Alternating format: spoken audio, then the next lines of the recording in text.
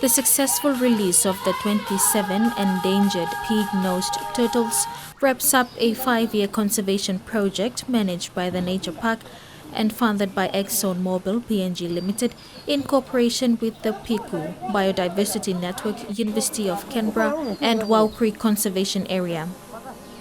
This was the final release of turtles that were taken into the care of the park, with 15 turtles released in September of the previous year.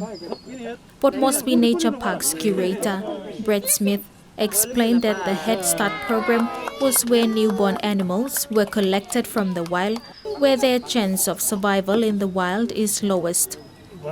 They are then safely cared for in suitable facilities while they grow bigger and stronger before being returned to the wild with a much higher chance of survival. Pig-nosed turtles are a freshwater species native to the northern Australia, Indonesian, West Papua and Papua New Guinea. They are categorized as endangered on the International Union for Conservation of Nature's Red List of Threatened Species due primarily to illegal smuggling and overhunting. From birth, their chance of survival in the wild is less than 1%, as their tiny size, around 5 centimeters, makes them vulnerable to predators such as fish, crocodiles and birds. It is also the reason that there is not much known about their behavior in the earlier stage of life. The return of the pig-nosed turtles was a carefully coordinated activity involving months of planning.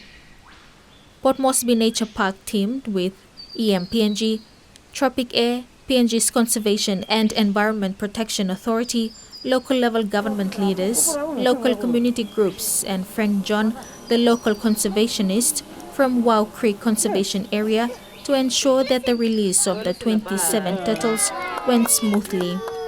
Tropic Air flew the turtles from Port Moresby to Kikori, Gulf Province, accompanied by Brett Smith and Ishimu Bebe, Port Moresby Nature Park's wildlife manager. They were specially housed in individual holding tubs to ensure that they traveled comfortably before being transferred onto a boat for a 2.5-hour ride to Wow Creek, where they had been collected 5 years later while still in their eggs. This project highlights what PNG can achieve to conserve its unique biodiversity when communities, scientists, government and industry cooperate and partnership come together.